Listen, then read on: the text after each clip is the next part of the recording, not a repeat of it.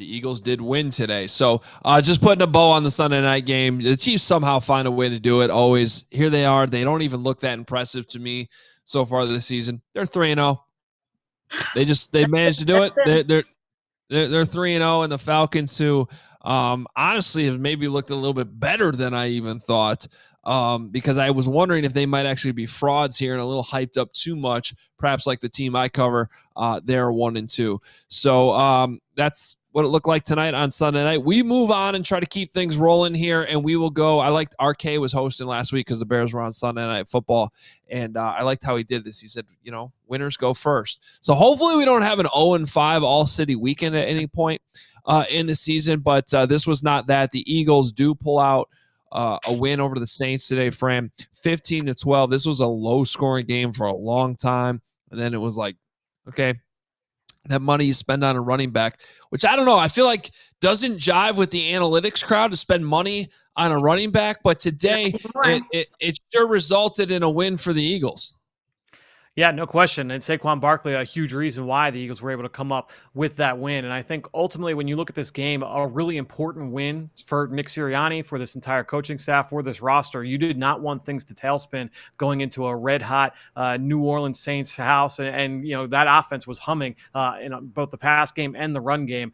And, Adam, the impact that Vic Fangio can have on a defense. This has Vic Fangio's fingerprints all over it with what they were able to do against that Saints offense today. They were mixing up their fronts. They were mixing up their coverages. They kept Derek Carr on his toes from what they were trying to present both pre and post snap. And then the front seven just came to play when it came to trying to stop the run. Aisha saw firsthand what this rushing attack can do. They scored 6 touchdowns to start the game against the Cowboys a week ago. Alvin Kamara was held to under 3.5 yards per carry, no touchdowns in the first half of this game. They only had 3 points on the board going into the fourth quarter, and a big part of that was all the things that they were trying to do. Well, again, from mixing up their fronts and then mixing up their coverages. Offensively, they did some really good things. Jalen Hurts, I think he put 2 balls hit the ground in the second half. But the big thing that just bit this team too often than not, you had 2 turnovers in the first half. You had a blocked punt. You had 2 turnovers on downs. And so too often this team just made those critical errors where that, some of those drives result in points. And now all of a sudden it's not 3-0 in the fourth quarter. You're talking about a 21-3 ball game, something along those lines. And so this game should have been a lot more decisive than it was, but still a very important win for this team. Yeah, to your point, Fran, I mean, only 12 first downs for a New Orleans team that certainly put it on the Cowboys last week. And no surprise to me. I'm sure even Zach, you covered Vic in Denver. He maybe not the greatest head coach of all time from your guys' perspective, but the defenses were always there. And I know, always thinking about it from looking at it from afar and knowing Vic from Chicago and all the great things he did here, it always felt like to me, if he had had a quarterback during his times as a head coach there, that things would have been much better. Now here he finds himself in Philly, and I'm certainly not surprised, Zach, that the Eagles defense is looking pretty good, and certainly did today against a Saints team that had looked really impressive early on in the season. Yeah, we just need to get Vic out to Dallas so he can round out this trio there, this panel that we've got here. But I mean, Vic Fangio, that's what people are known for, right? I mean, we have analysts coming out and saying that the too high safety should be banned in the NFL because of what it's doing to the NFL game right now, and that is credit to Vic Fangio. This is his defense. He keeps everything in front of him and just makes you dink and dunk your way down the field. And we kind of saw today that, man, the Saints might be frauds. Their 2-0 start might not be who they truly are, even though it's been a great start. And of course, they put it on Dallas last week. But Vic said, yeah, Derek Carr, you're going to have to beat us by dinking and dunking, and to the tune of 12 points. That is not how it gets done. Yeah, man. I wanted to comment on the Philly defense. One thing that I noticed as well, because obviously I watch y'all pretty closely.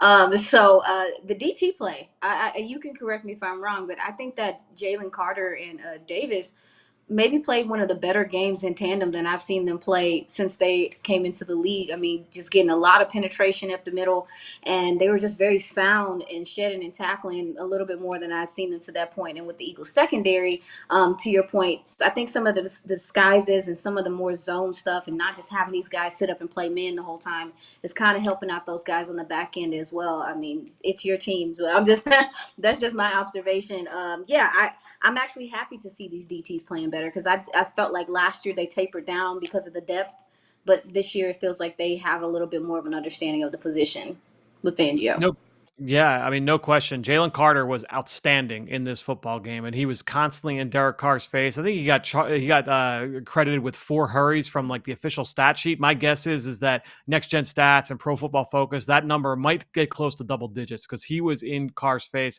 from the jump. A couple of tackles for loss in the game.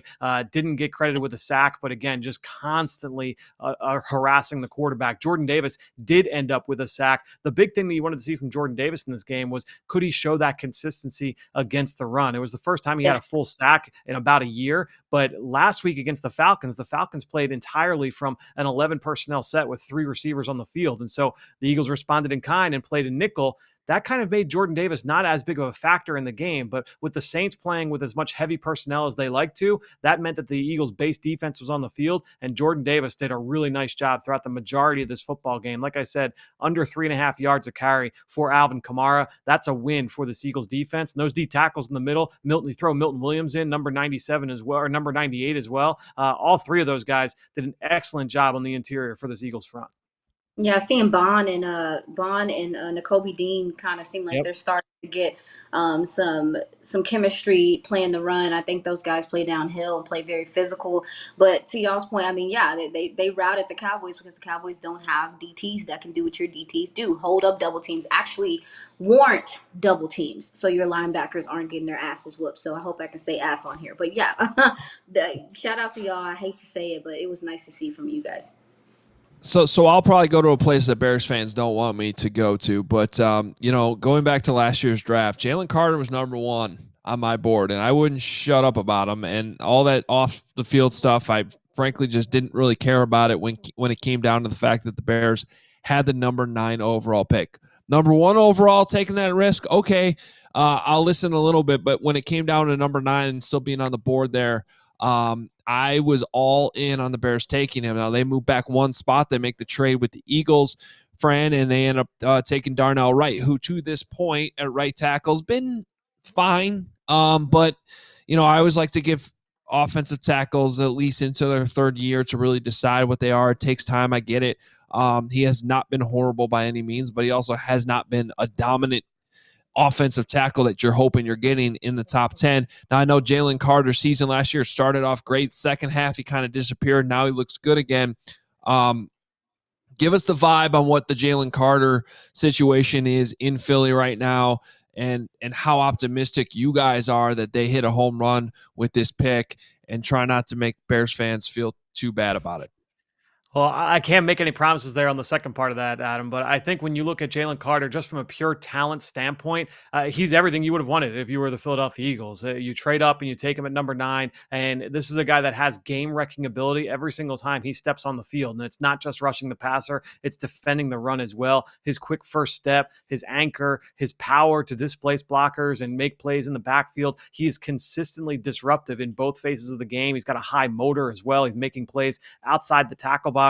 The big thing that you just want to see from him is the consistency. Now, he was a part-time player last year. Obviously, you had Fletcher Cox in the building. You still had some vets ahead of him. So he was not necessarily asked to be thrust right into the starting lineup a year ago as a rookie. But with Fletcher Cox gone, now that's kind of his job, and all eyes are on number 98. He's got the talent to be a defensive player of the year type of talent at the defensive tackle spot. You look at Chris Jones and Aaron Donald. He has that type of ceiling in him.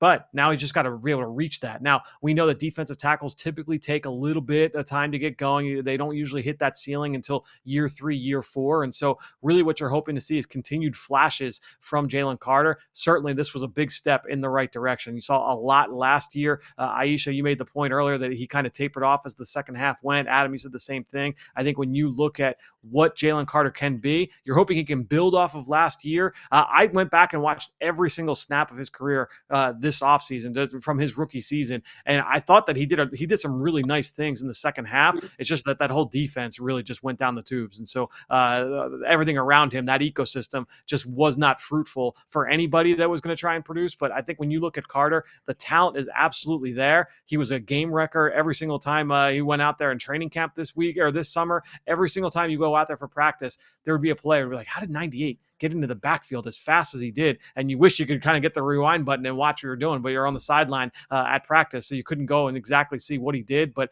this is a guy, again, that can win in so many different ways. Now it's just about putting it all together and being that model of consistency on the interior. Yeah, well, all right. That didn't make us feel that great, but it was a good breakdown. It was an awesome breakdown. We understand it. So, anybody else have any final thoughts here on this Eagles win? They moved to 2-1, and I'll say it's not easy to go down to the Superdome and win, and you do that against a Saints offense that had been humming too. So defensively coming through the way that they did, I think this is a good Eagles win, even if it wasn't the prettiest football game that maybe was played on Sunday.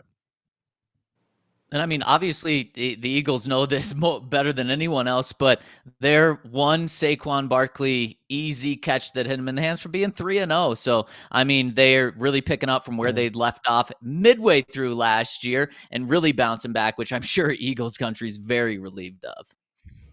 Yeah, and I think we can all agree that Nick Sirianni needed this one today after what went down on Monday night against the Falcons. We all silly like the mayor.